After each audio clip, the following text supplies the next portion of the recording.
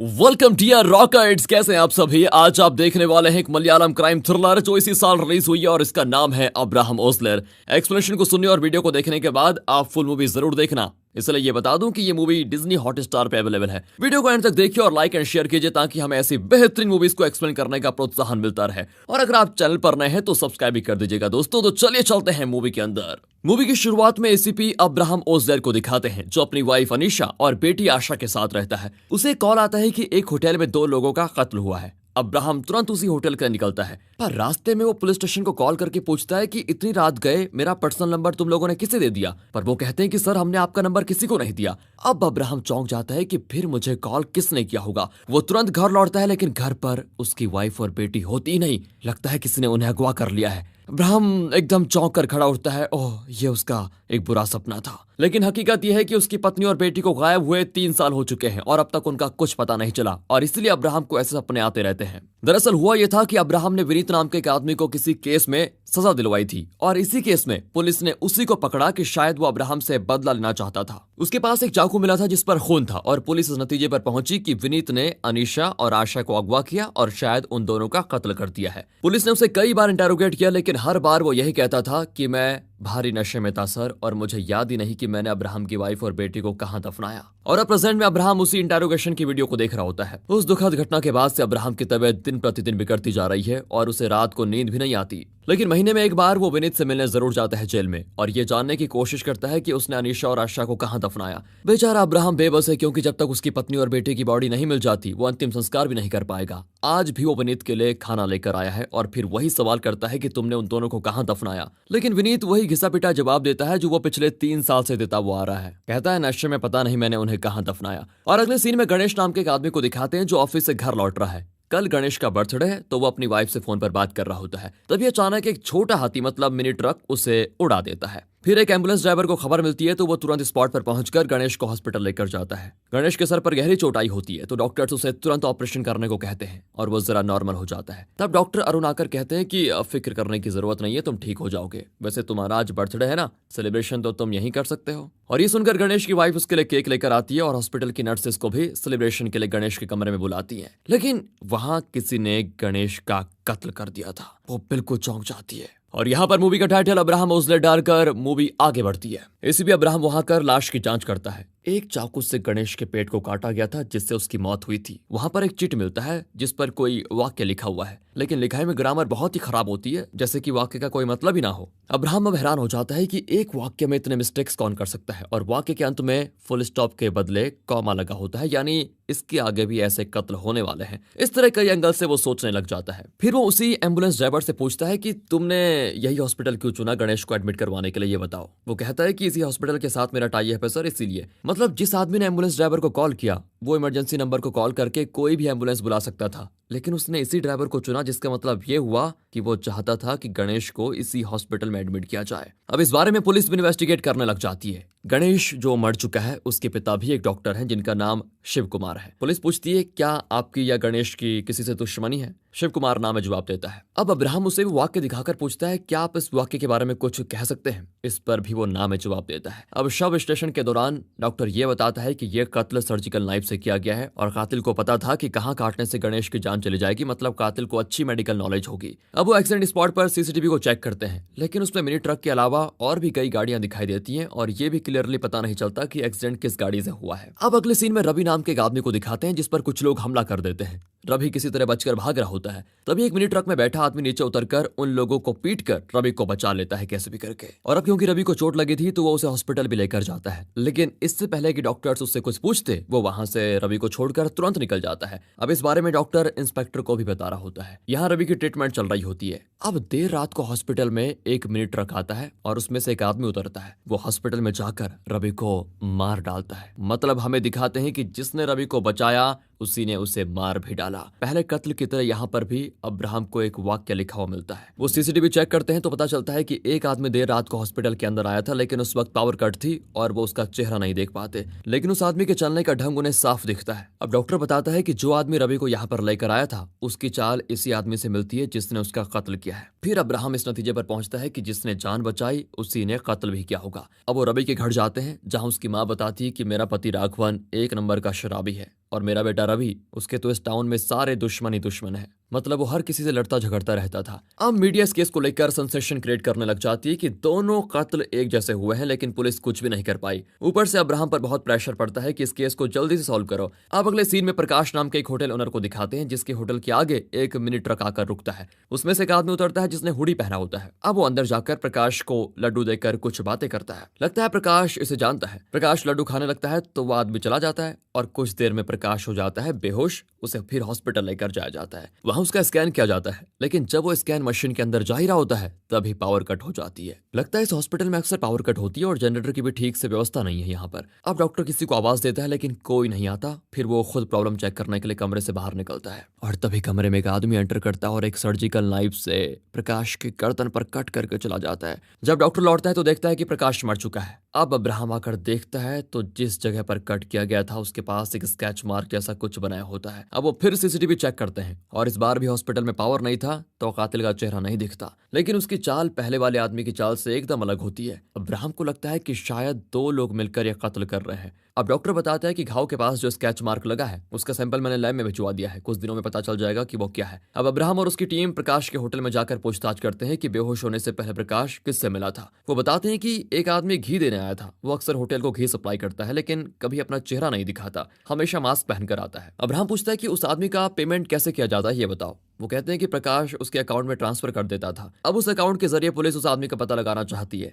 उन्हें पता चल जाता है कि वो अकाउंट अनिश नाम के एक आदमी का है। वो अनिश के घर जाते हैं तो पता चलता है कि अनिश मर चुका है, यानी अनिश का अकाउंट कोई और यूज करके ये काम कर रहा है। तब डॉक्टर अब्राहम को कॉल करके कहता है कि प्रकाश ने जो लड्डू खाया था उसमें एक तरह का नशीला पदार्थ मिला हुआ था जिसकी वजह से वो बेहोश हो गया। और तभी पास से एक पॉलिटिकल मीटिंग चल रही होती है जहां पर एक लेडी इंग्लिश में कुछ कहती है और एक आदमी उसका उल्टा सीधा ट्रांसलेशन कर रहा होता है। ये सुनकर दो पुलिस ऑफिसर्स हंस पड़ते हैं और तब अब्राहम को स्ट्राइक होता है कि लाशों के पास पेपर में जो वाक्य था उसमें भी ऐसी ग्रामर मिस्टेक्स थी। तो ये पॉसिबल है कि कातिल ने किसी दूसरी लैंग्वेज का वाक्य गूगल के जरिए ट्रांसलेट करके उस लेटर में लिखा था, इसलिए उसमें इतनी गलतियां थी। अब पुलिस ढूंढती है कि उस वाक्य का ओरिजिनल किस लैंग्वेज में है। उन्हें पता चल जाता है कि वो लैटिन का एक वाक्य है। इसी बीच एक डॉक्टर उन्हें यह बताता है कि ऐसा वाक्य मैंने यहाँ के सरकारी हॉस्पिटल में देखा है और वो भी एनाटॉमी क्लास में। पुलिस वहां जाती है तो उन्हें वहां पर वो वाक्य लिखा हुआ मिल जाता है। मतलब इस जगह का इन कत्लों से कोई ना कोई संबंध, गहरा संबंध जरूर है। ये सोचकर वो चीफ डॉक्टर से पूछते हैं कि क्या इस क्लास में कोई क्राइम हुआ था, लेकिन वो कहती है कि मैं पिछले 15 साल से यहाँ पर काम करती हूँ लेकिन आज तक ऐसा कोई क्राइम यहाँ नहीं हुआ। अब अब्राहम आखिरी विक्टिम प्रकाश के घर पर जाता है और उसके पिता सेल्वा से मिलता है जो कि एक बिजनेसमैन है। फिर पूछताछ के दौरान अब्राहम वहां रखे हुए कुछ बुक्स को देख रहा होता है। तभी उसको एक मेडिकल से रिलेटेड बुक मिलती है। वो पूछता है कि ये मेडिकल बुक यहाँ किसने खरीदी है, आपने खरीदी है क्या? सेल्वा कहता है कि ये मेरी नहीं है, मेरी एक रिश्तेदार डॉक्टरी कर रही है, वो जब लास्ट बार यहाँ आई थी तो इसे भूल कर चली गई।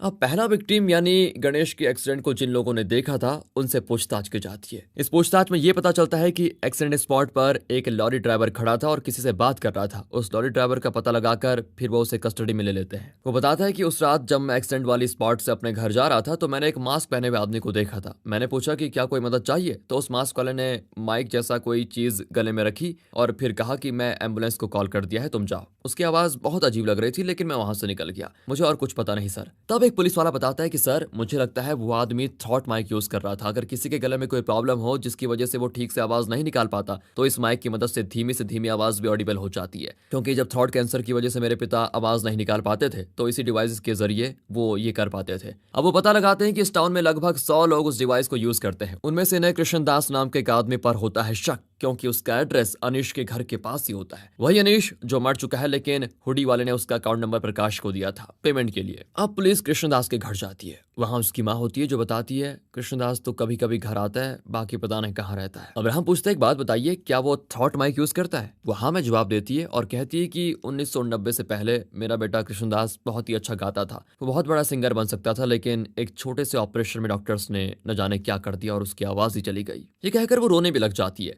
अब वो पूछते हैं कि वो ऑपरेशन हुआ कहाँ था, ये बताइए। कृष्णदास की माँ उसी सरकारी हॉस्पिटल का नाम लेती है जहाँ ये सारे कत्ल हो रहे हैं। वो कृष्णदास की फोटो मांगते हैं तो वो लाकर देती है। अब अब्राहम की थियरी ये है कि ये कत्ल किसी रिसेंट क्राइम का बदला लेने के लिए नहीं, बल्कि किसी पुरानी गलती का बदला लिया जा रहा है इन कत्लों से। यानी बाप की गलती की सजा बेटों को दी जा रही है। मतलब इस तरह से सोच लीजिए आप। अब वो इन्वेस्टिगेट करते हैं कि 1990 में कृष्णदास का थ्रॉट ऑपरेशन किन डॉक्टर्स ने किया था। फिर वो उस बैच के सारे डॉक्टर से मिलते हैं। एक जगह पर उन्हें वही बुक मिलता है जो उन्होंने प्रकाश के पिता यानी सेल्वा के घर में देखा था। अब अब्राहम को शक होने लग जाता है क्योंकि ये बहुत ही पुरानी किताब है जिसे फिलहाल डॉक्टरी करने वाले कोई स्टूडेंट यूज नहीं करती है। मतलब वो बुक पक्का सेल्वा की ही होगी, लेकिन वो झूठ बोल रहा था कि मेरी रिश्तेदार डॉक्टरी कर रही है, ये उसकी बुक है। अब वो सेल्वा के बारे में और भी डिटेल्स पता लगाते हैं कि असल में सेल्वा एक पोस्ट ग्रेजुएट मेडिकल स्टूडेंट था जिसने अपनी पढ़ाई अधूरी छोड़ दी थी, और पहले विक्टिम गणेश का पिता शिव कुमार भी उसी बैच का एक डॉक्टर था। यानी सेल्वा और शिव कुमार ने उस वक्त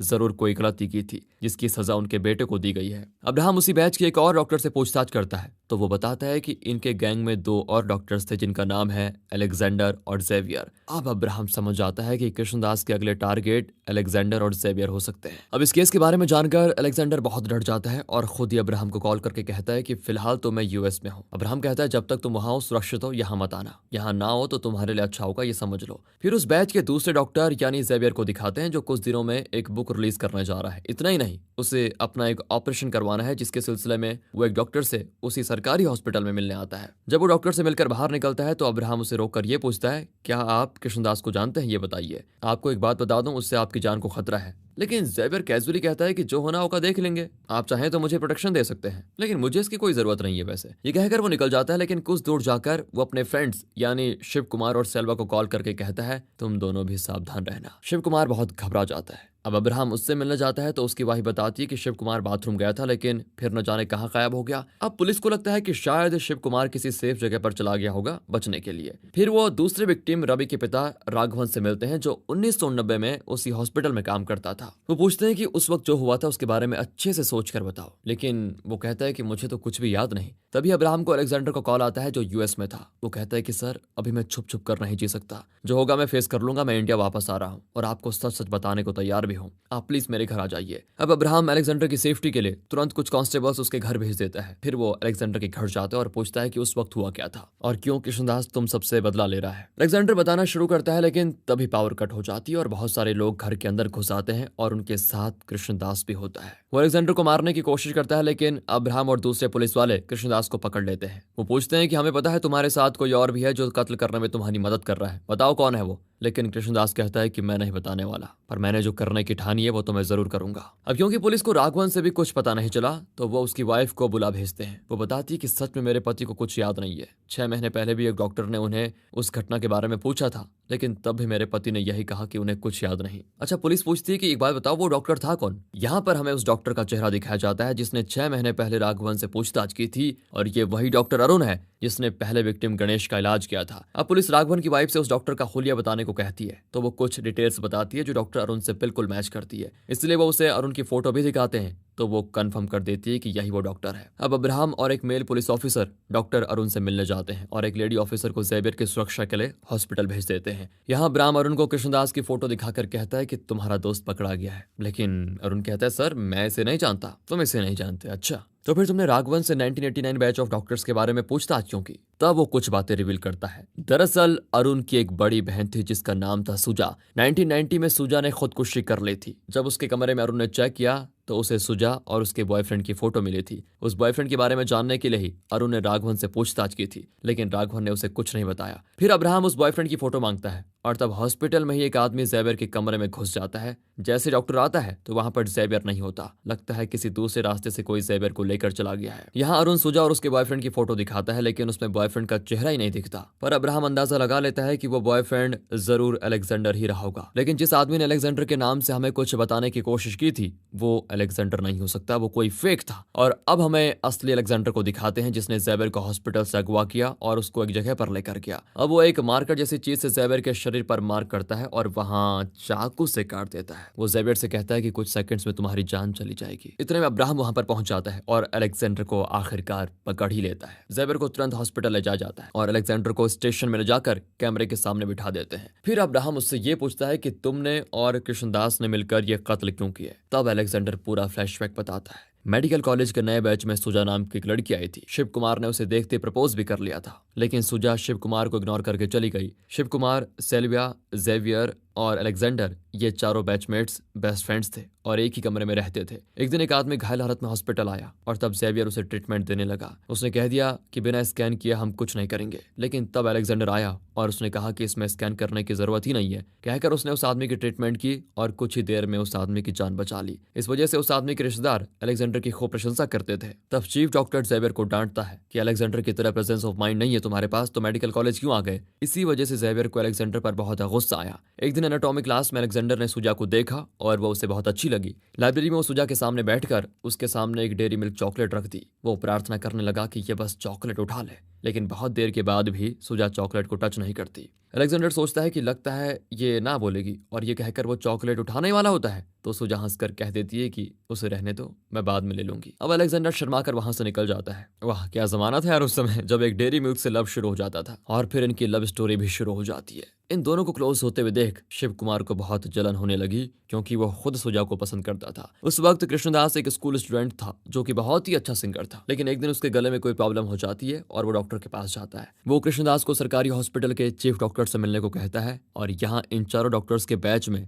सेल्विया हमेशा नशा करता रहता था। एक दिन अलेक्जेंडर उसे नशा करते हुए देख लेता है। सेल्विया उससे विनती करता है कि प्लीज चीफ डॉक्टर को कुछ मत बताओ, मेरा करियर खराब हो जाएगा, लेकिन अलेक्जेंडर नहीं माना और उसने चीफ डॉक्टर को बता दिया। इसी वजह से सेल्विया की पढ़ाई बीच में रुक गई और वो अलेक्जेंडर को अपना दुश्मन मानने लगा। फिर कृष्णदास चीफ डॉक्टर से मिलने आया तो डॉक्टर बताते हैं कि ये छोटा सा ऑपरेशन है, तुम जल्दी ठीक हो जाओगे। और क्योंकि ये माइनर ऑपरेशन है तो वो जेवियर और अलेक्जेंडर को ये ऑपरेशन करने के लिए कहते हैं। ऑपरेशन से पहले कृष्णदास बहुत डरा हुआ था, लेकिन अलेक्जेंडर उसे हिम्मत देता है और उसे एक गाना गाने के लिए कहता है जिससे कृष्णदास को डर ना लगे और वो खुशी खुशी ऑपरेशन करने के लिए तैयार हो जाता है। फिर अब्राहम एनाटॉमी क्लास में आता है, जहां वो और सुजा अक्सर मिला करते थे और इनकी मीटिंग्स के दौरान कोई अंदर ना आ जाए इसकी जिम्मेदारी थी राघवन की। इस काम के लिए अलेक्जेंडर राघवन को कुछ पैसे भी देता था। तब एक आदमी हॉस्पिटल में आता है जिसने दूध समझकर पिघला हुआ रबर पी लिया था। अब उसका पूरा पेट साफ करना पड़ेगा। तो चीफ डॉक्टर पूछता है कि इस वक्त कौन सा डॉक्टर फ्री है। शिव कुमार कहता है कि जेवियर इस वक्त फ्री होगा। तो चीफ कहता है कि उसे इस आदमी का पेट साफ करने को कह दो। अब शिव कुमार जेवियर को लेने चला जाता है तो जेवियर कहता है कि चीफ डॉक्टर अलेक्जेंडर को तो बड़े बड़े प्रोसीजर्स और बड़ी बड़ी सर्जरी करने को देते हैं, लेकिन हमें ऐसे छोटे मोटे प्रोसीजर्स करने को देते हैं। और वैसे भी कृष्णदास का ऑपरेशन मुझे और अलेक्जेंडर को ही करना है ना, और मैं अलेक्जेंडर को अब ऐसा सबक सिखाऊंगा कि वो जिंदगी भर याद रखेगा। ये सोचकर जेवियर अलेक्जेंडर के साथ ऑपरेशन थिएटर में जाता है। वो ठान लेता है कि कृष्णदास के ऑपरेशन में वो कुछ गड़बड़ी करेगा और सारा इल्जाम जाएगा अलेक्जेंडर पर। अलेक्जेंडर तो ठीक से ऑपरेशन कर रहा होता है, लेकिन जेवियर उसमें कुछ कॉम्प्लिकेशंस कर देता है, जिसकी वजह से कृष्णदास का लर्नेक्स यानी कि गले का वॉइस बॉक्स हो जाता है खराब और उसकी आवाज ही चली जाती है। कृष्णदास बेचारा बहुत रोता है कि अब आवाज के बिना मैं कैसे गाऊंगा, मेरा करियर खराब हो गया। अब चीफ डॉक्टर अलेक्जेंडर और जेवियर दोनों को ही सस्पेंड कर देते हैं। अब सेल्वा, शिव कुमार और जेवियर फैसला करते हैं कि किसी तरह अलेक्जेंडर को रास्ते से हटाना होगा, क्योंकि हमारी तीनों की सारी मुसीबत की जड़ वही है। एक दिन राघवन अलेक्जेंडर से ये कहता है कि एनाटॉमी क्लास में सुजा तुम्हारा इंतजार कर रही है, जाओ जाकर मिल लो। अलेक्जेंडर भी वहां पर जाता है, लेकिन वहां सुजा नहीं, उसके 3 दोस्त बैठे होते हैं जो अब अलेक्जेंडर के दुश्मन बन चुके थे। तीनों मिलकर अलेक्जेंडर को बहुत टॉर्चर करते हैं और जबरदस्ती उसे शराब पिला भी देते हैं। जाते वक्त तीनों राघवन को पैसे देकर जाते हैं। राघवन को होता तो सब कुछ याद है, लेकिन वो इस मामले में फंसना नहीं चाहता था, इसलिए झूठ बोलता रहा कि मुझे कुछ याद नहीं है। अब तीनों अलेक्जेंडर को ड्राइव सीट पर बैठाकर खुद भी कार में बैठ जाते हैं। फिर ऐसी सेटिंग करते हैं जैसे कि अलेक्जेंडर नशे की हालत में गाड़ी चलाया और इनका एक्सीडेंट हो गया।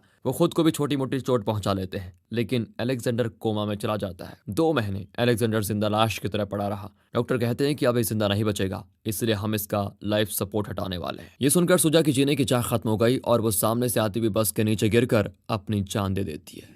इसी बीच अलेक्जेंडर को जरा होश आता है और सुजा के खुदकुशी की खबर सुनकर उसकी आंखों से आंसू निकल आते हैं। वो सुजा के बिना अपनी जिंदगी को सोच भी नहीं सकता था। जब अलेक्जेंडर बिल्कुल ठीक हो जाता है तो वो अक्सर सुजा की कब्र पर जाकर वहां पर बैठकर रो देता है। उसके बाद वो उन घटनाओं को भूल सा गया था। कई साल के बाद अलेक्जेंडर एक टीवी प्रोग्राम में कृष्णदास को देखता है, जो अपने अपने ऑपरेशन के बारे में और उसमें डॉक्टर्स ने जो गलती की उसके बारे में बताता है और कहता है कि एक ऑपरेशन ने मेरी जिंदगी बर्बाद करके रख दी। होस्ट कहती है कि कृष्णदास आज एक फेमस सिंगर होता, एक मेडिकल केयरलेसनेस की वजह से आज वो बोल भी नहीं पा रहा। ये सब सुनकर अलेक्जेंडर को बहुत गुस्सा आता है। उसे सारी बातें याद आ जाती है। वो उन डॉक्टर्स यानी अपने फ्रेंड से अब बदला लेने की सोच लेता है। फिर वो कृष्णदास से मिलने जाता है और दोनों मिलकर प्लान ये करते हैं कि जिन डॉक्टर्स ने ये किया था अगर उन्हें मार डाला तो शायद उन्हें उतना दर्द नहीं होगा, लेकिन अगर उनके बच्चों को मारा तब उन्हें ज्यादा दर्द होगा। इसीलिए इन दोनों ने सेल्वा, राघवन और शिव कुमार के बेटे को मार डाला। लेकिन ज़ेवियर के मामले में कृष्णदास चाहता था कि डायरेक्टली उसे मार दिया जाए, ना कि उसके बच्चों को। इसीलिए इन्होंने ज़ेवियर को मारने की कोशिश की थी। इस तरह सब कुछ बताकर अलेक्जेंडर कहता है कि मैं आखिरी बार ज़ेवियर से मिलना चाहता हूँ। अब्राहम ज़ेवियर को बताता है तो वो भी मिलने के लिए मान जाता है। अब अलेक्जेंडर और ज़ेवियर आमने सामने बैठे होते हैं। ज़ेवियर जानता है कि यहाँ सब कुछ रिकॉर्ड हो रहा है, इसलिए वो कहता है कि अलेक्जेंडर जो कुछ कह रहा है वो सब झूठ है। उस वक्त ऐसा कुछ भी नहीं हुआ था। इस पर अलेक्जेंडर कहता है कि तुम इतनी आसानी से नहीं बताओगे ना, तुम्हें अपने गुनाह की सजा जरूर मिलेगी, याद रखना। पर ज़ेवियर उसकी बात को अहमियत देता ही नहीं और अब्राहम को धन्यवाद करके चला जाता है, क्योंकि अब्राहम ने उसकी जान बचाई थी। लेकिन अब्राहम कहता है कि अगर न्याय भी कोई चीज है तो तुम्हें मौत जरूर आएगी। लेकिन ज़ेवियर उसकी बात को भी इग्नोर करके चला जाता है और सीधे अपने बुक रिलीज फंक्शन में पहुंच जाता है अपनी बुक के बारे में बात करने के लिए। वहां वो बहुत कुछ कह रहा होता है। अब्राहम भी उसी फंक्शन में आया होता है और तब उसे डॉक्टर कॉल करके कहता है विक्टिम्स के शरीर में उन्हें जो खरोंच मार्क जैसा मिला था, दरअसल वो एक तरह का बैक्टीरिया है जिसे घाव के पास लगाया गया था। वो इतना खतरनाक बैक्टीरिया है कि शरीर के अंदर जाने से वो विक्टिम को धीरे धीरे मार डालता है। उस बैक्टीरिया से इन्फेक्ट हुआ इंसान ज्यादा से ज्यादा 8 दिन जिंदा रहेगा, उससे ज्यादा नहीं। और तब दिखाते हैं कि ज़ेवियर जोर से खांसने लगता है। असल में ज़ेवियर के शरीर में कट करने से पहले अलेक्जेंडर ने उसके हाथ पर वो मार्क डाला जो कि बैक्टीरिया से बना था। धीरे धीरे बैक्टीरिया घाव के जरिए शरीर में फैलने लग जाता है और शायद अब ज़ेवियर का आखिरी दिन आ गया है। इसलिए अलेक्जेंडर ने उससे कहा था कि अपने गुनाह की सजा तुम जरूर भुगतोगे। इतने में खांसते खांसते वो वहीं पर दम तोड़ देता है, यानी ज़ेवियर। यहाँ अरुण अपनी बड़ी बहन की खुदकुशी का कारण जानकर बहुत रोता है। दूसरी ओर सेल्वा की असलियत जानकर उसकी पत्नी उसे छोड़कर चली जाती है। वहां शिव कुमार जो कि घर से गायब हो गया था, उसने पश्चाताप के मारे खुदकुशी कर ली। इतने दिन अब्राहम को नींद नहीं आती थी, लेकिन इस केस को सॉल्व करने के बाद उस दिन अब्राहम चैन की नींद सोता है। अब अगले दिन अब्राहम फिर विनीत से मिलने जाता है जेल में, तो वहां वो अलेक्जेंडर और कृष्णदास को देखता है। तब अलेक्जेंडर उसे बताता है कि बोन रेसिड्यू चेक करो। अब्राहम की समझ में नहीं आता कि ये क्या बोल रहा है, लेकिन तब उसको एक विजन दिखता है जिसमें एक चाकू से मांस काटा जा रहा है। अब अब्राहम को अपनी पत्नी और बेटे के केस में कुछ सोचता है। वो खाना लेकर विनीत से मिलने जाता है। विनीत से बात करते हुए अब्राहम सोच में पड़ जाता है कि जब पुलिस ने विनीत को पकड़ा तो उसके पास चाकू मिला था जिस पर खून लगा था और इसी के आधार पर उसे अरेस्ट करके जेल में रखा गया था। लेकिन उस चाकू में